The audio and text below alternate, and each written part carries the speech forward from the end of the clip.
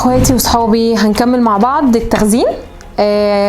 جبنا بانيه هنطلع منه ستريبس عشان الاطفال بتعشق الستريبس.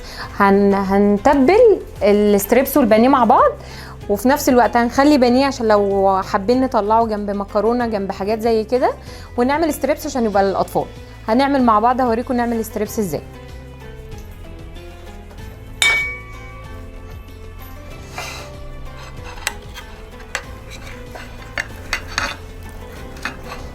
سهله بس احنا اللي بنعقد نفسنا، يعني اللي هو ايه، لا ستريبس ده حاجه بتتجاب معموله لوحدها وبيبقى شكلها، لا سهله على نفسنا.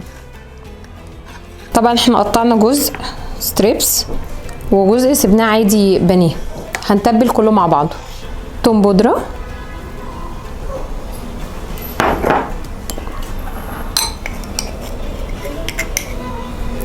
كمون،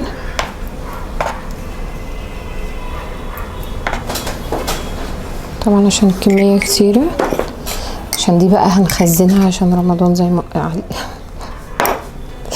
اللي جاب رمضان للعيد، بس عادي الصيام بيعمل اكتر من كده.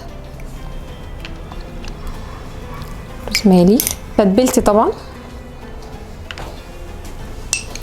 اللي مش هقول لكم غنيتني ان انا اعصر ليمون، وغنيتني ان انا احط فلفل رومي، فلفل حراق،